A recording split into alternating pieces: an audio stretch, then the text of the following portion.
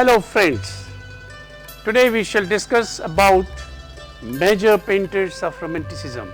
The objectives of this module are: appreciate the artworks of the period, look at lives and works of artists belonging to this period.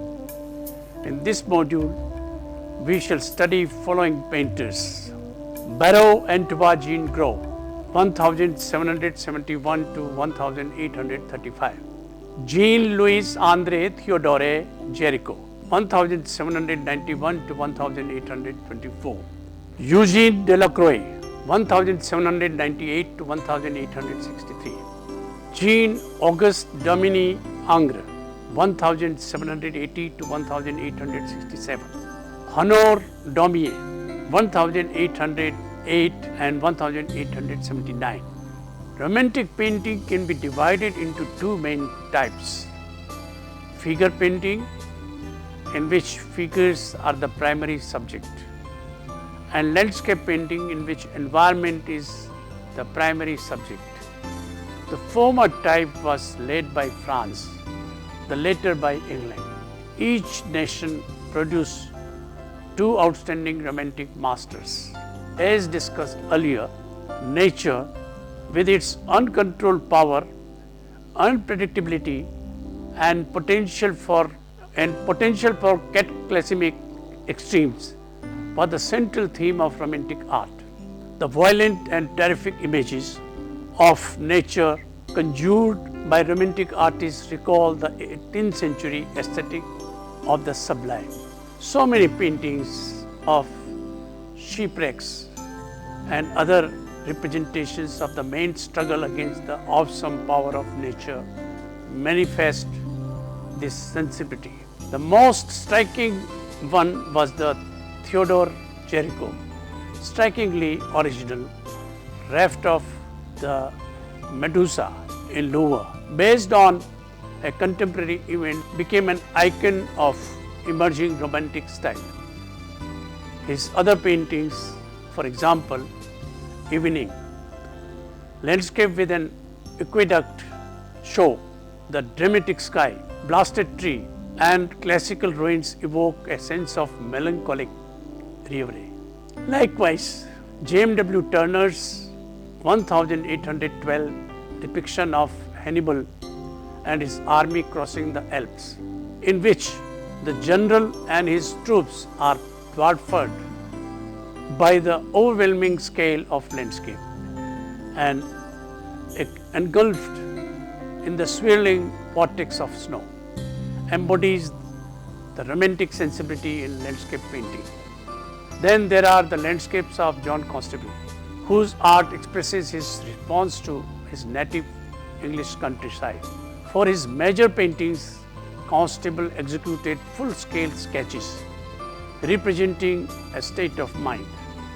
When you are there in the moment, his views of landscape are subjective.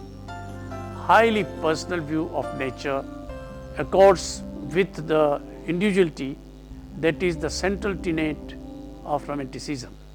This interest in the individual and subjective came out through the Romantic approach to portraiture. While traditionally portraits were meant to be records, during Romanticism, portraits became vehicle for expressing a range of psychological and emotional states. Géricault probed the extremes of the mental illness in his portraits of psychiatric patients, as well as the darker side of childhood in the unconventional portrayals of children. In his portrait of Alfred Dedro-Ox, a young boy of about 5 or 6, and the child appears intensely serious, more adult than childlike, while the dark clouds in the background convey an unsettling, ominous quality. Romantic painters also depicted the animal kingdom, showing them as both forces of nature and metaphors for human behavior. This curiosity is manifest in the sketches of wild animals done in the menageries of Paris and London in the 1820s by artists such as Delacroix, Anton Louis Barbe, Edwin Landseer. Jericho depicted horses of all breeds, from workhorses to racehorses. In his work, Lord Byron's 1890 tale of Mazeppa, tied to wild horse, captivated romantic artists from Delacroix to Theodore Cesario, who exploited the violence and passion inherent in the story. Similarly, Horace Vernet, who exhibited two scenes from the Mazeppa in the Salon of 1827, both Music Albert Avenue, also painted the riderless horse race that marked the end of Roman Carnival, which he witnessed during his 1820 visit to Rome. His oil sketch captures the frenetic energy of the spectacle. Just before the start of the race, images of wild, unbridled, unbridled animals evoke primal states that stirred the romantic imagination. Romanticism also expanded the range of subject matters. While rejecting the didacticism of neoclassical history, painting in favor of imaginary and exotic subjects, new dialogues were initiated. In 1832, Delacroix' journey to Morocco and his trip to North Africa prompted other artists to follow. In 1846, Cesario documented his visit to Algeria in notebooks filled with watercolors and drawings, which later served as models for paintings done in his Paris studio. Baron-Antoine Jean Gros, 1771 to 1835.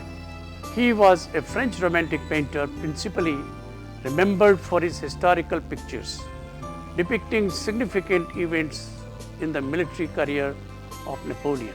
Of all the artists who contributed to the Napoleon myth, Gros had a most profound effect on the rising generation of romantic painters. The elegance, richness, and romantic power of such historical paintings as Napoleon visiting Pestos at Jaffa and Napoleon on the battlefield of Eylau, 1808, influenced Theodore Jericho and Eugene Delacroix. He was, however, continually plagued by David's criticism of his work and became increasingly dissatisfied with his own accomplishments. A sense of failure exasperated his already melancholic nature and he committed suicide.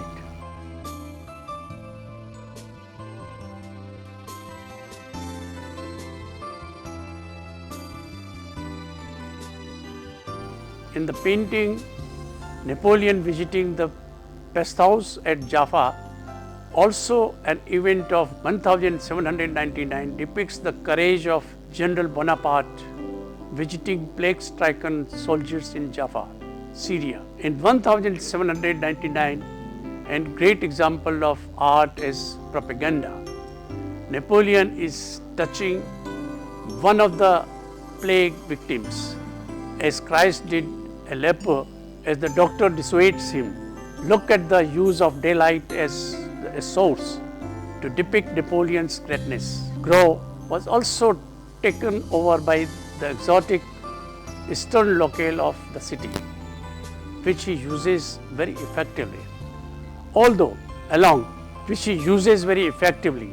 Along with the neoclassical arches of David's Oath of the Herothi. David was the teacher of Gros. Each character is a classic by itself. Now this is a painting that has combined both neoclassical and romantic elements together. The picture depicts virtue, a common subject matter in the neoclassical.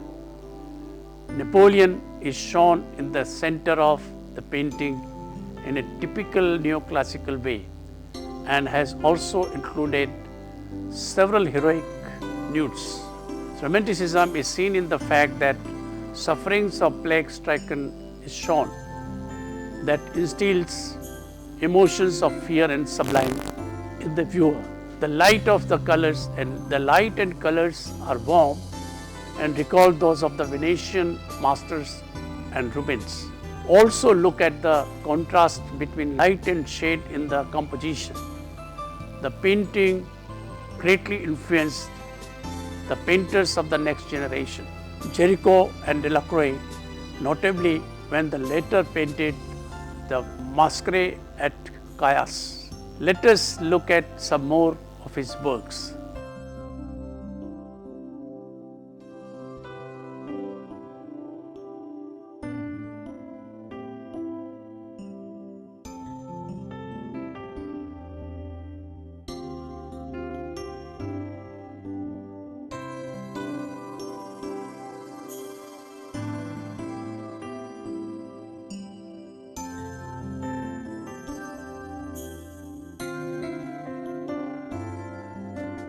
Jean-Louis André Theodore Géricault, 1791 to 1824.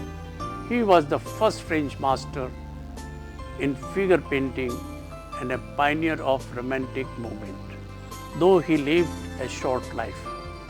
In his most famous painting, The Raft of Medusa, done in a very short time, you will see a historical event which depicted the aftermath of a contemporary French shipwreck, Méduse, in which the captain had left the crew and passengers to die. Out of the 150 soldiers, only 15 remained.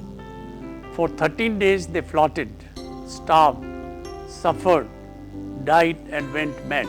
The incident became a national scandal, and Géricault's dramatic interpretation presented a contemporary tragedy on a monumental scale and a mythical implications.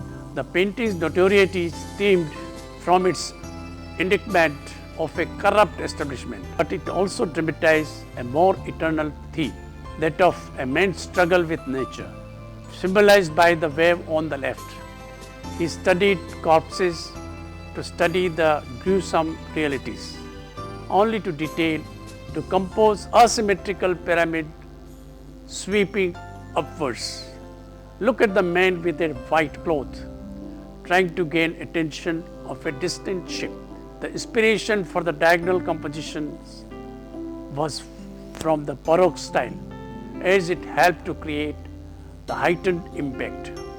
The work of Masquerade realism, its treatment of the raft incident as epic heroic tragedy, and the virtuosity of its drawing and tonalities combined to give the painting great dignity and carry it far beyond mere contemporary reportage. The Charging Chasseur, 1812, which depicts an officer astride a rearing horse on a smoky battlefield.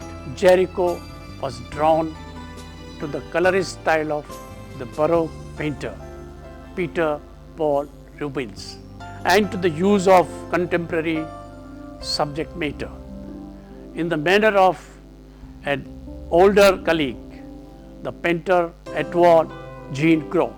After his return to France from England in 1821, Géricault was inspired to paint a series of 10 portraits of insane, the patients of a friend, Dr. Etienne Georget, a pioneer in the psychiatric medicine, with each subject exhibiting a different affliction.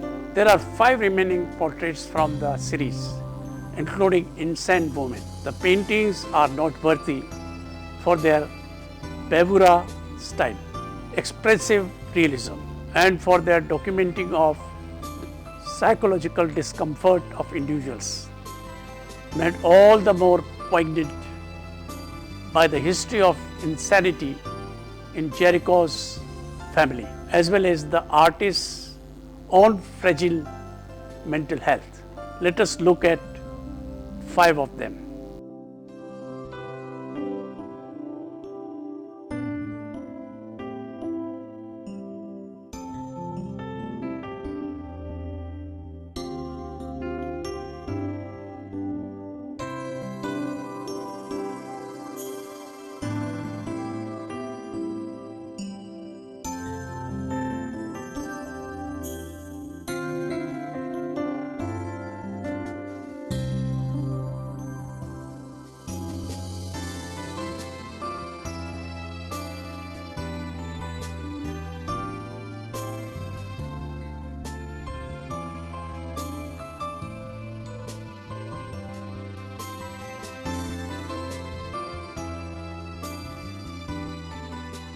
Eugene Delacroix, 1798 to 1863.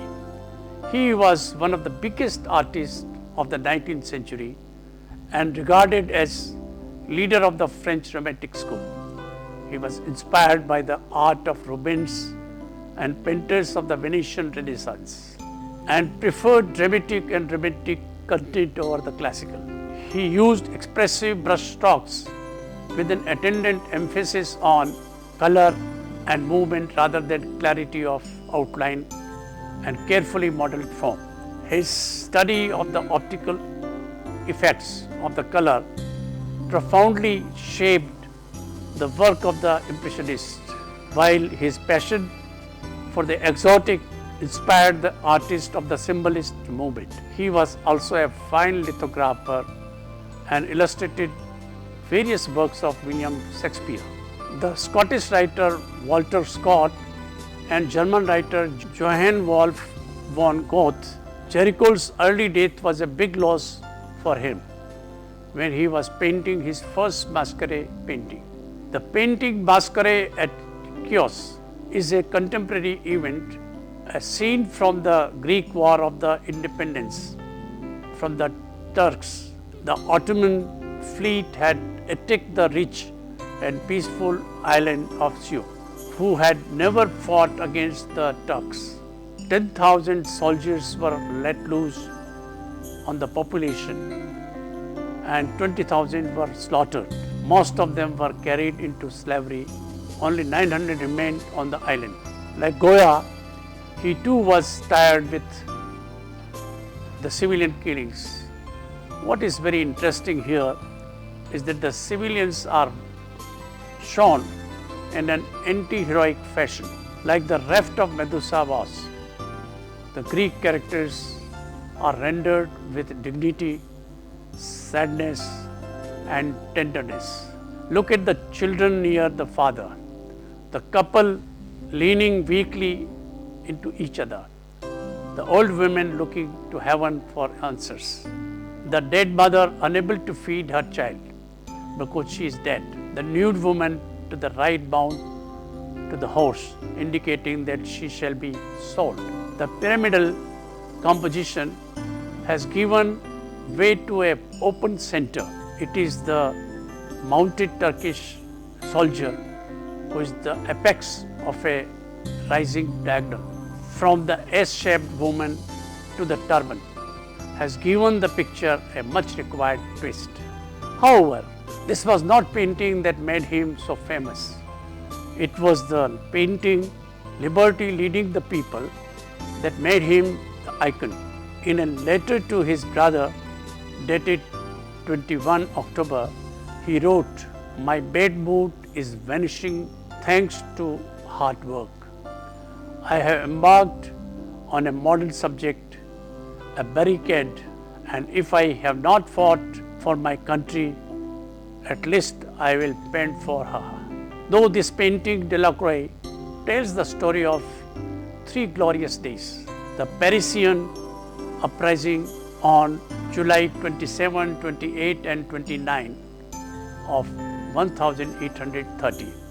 Delacroix used the painting as a political poster for the revolution.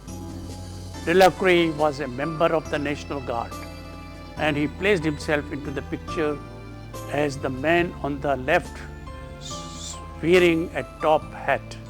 In the smoke, we glimpse the towers of Notre Dame.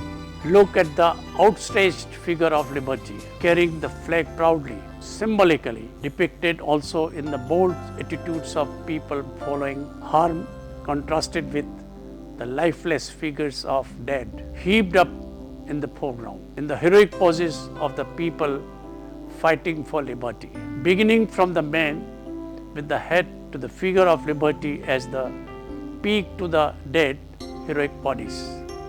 The pyramid composition balances the crowded nature of the painting. These dead bodies also act as barricade to the forward going motion of liberty, very suggestive. Next to the cruel blade in the gun smoke is a pistol held aloft by a boy running forward, guns in both hands, a cry on his lips. He reminds you of the belief in the ideal world of equality, a utopia, despite knowing that he was one of the 600 dead among the people in the glorious July days.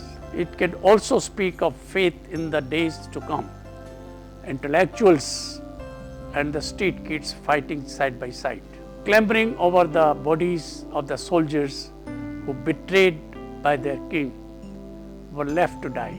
Delacroix painted a fantasy like no other.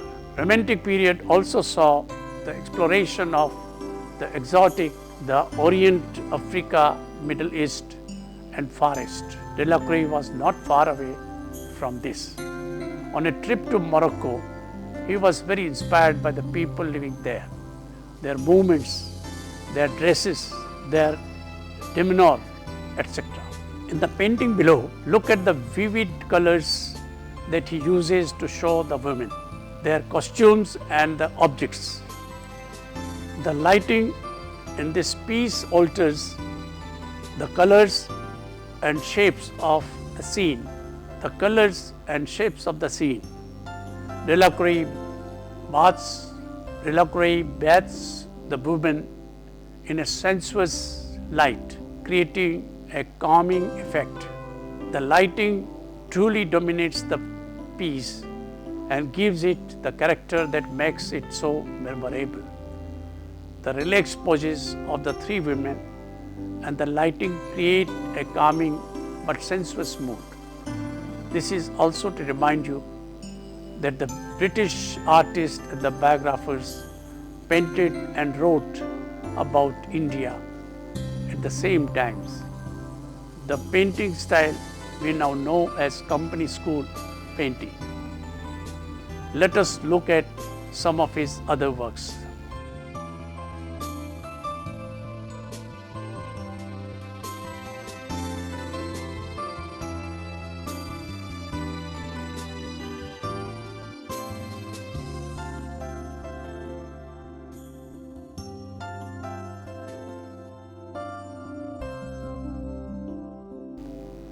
Jean-Auguste Dominique Ingres. In the previous module, we discussed Ingres as a neoclassical painter and showed his works which contributed to that effect. His paintings offer another variant on the romantic and neoclassical, combining the precise drawing and formal idealization, classical composition, and graceful lyricism of Raphael, with an interest in creating sensual and erotically charged images. His constant search for the idealized human form, particularly in the female body, was the cause for his highly controversial anatomical distortions. He made a habit of elongating backs. His nudes, sometimes described by critics as creatures not found in nature. His quest for idealization was unending. Look at this one, for instance. Here the cool gaze of the odalisque is leveled at her master, while she twists her naked body in a sinuous snake-like reclining pose, revealing a calculated eroticism. The cool blues of the divan and curtain at the right heightened the effect of her cool, white skin and blue eyes. She is Ang's and his patron's fantasy of a white slave. The exotic details of her headdress, fan, and the jeweled object in the foreground add to her languid sensuality. His commitment to academic line and formal structure was grounded in his neoclassical training, but his fluid, attenuated female nudes are much more in the romantic tradition. While Ang's work seemingly embodied the ordered classicism of the Davi in contrast to the disorder and tumult of the Delacroix. In fact, both works draw from Davidian tradition, but each ultimately subverts that model, asserting the originality of the artist, a central notion of Romanticism. In his painting, he draws Paganini in a very formal rendering in Rome. Though this was neoclassical in a lot of ways, he drew Paganini, an eminent contemporary violinist. The delicately drawn body supports a more forcefully modeled Paganini and emphasizes the primacy of line over color. Honor Daumier. He has been called the Michelangelo of caricature. Daumier was best known for caricaturing the government, and after a stint in jail, he turned his attentions to the well-to-do of French society. His talent lay in expressing the character of a man through physical absurdity, employing the classical caricature technique of exaggerating the head, of elongating the limbs. However, his satire was marked by a spirit of honesty. Daumier executed his caricatures in the medium of lithography, which allows for quick sketch images and often conveys a sense of movement in the work. In depicting the masquerade of Louis Transnoin, which was part of the April 1834 riots in Paris, Daumier undertook a very bold step. In the 19th century, French political caricature was heavily censored. When the workers killed a soldier in a demonstration, they, in response, killed everyone in the building. The moment shown by Daumier is the bloody aftermath of the event. A family disturbed from their sleep and then murdered. The wife lies in the shadows of the left, her husband in the center of the room, and an elderly man to the right. It takes a few minutes for the viewer to realize that under the central figure's back, there are also the bloody head and arms of a murdered child. Daumier was known for his biting caricatures and social commentary in print form, but this image is one of the most powerful. Let us now look at some of his other works.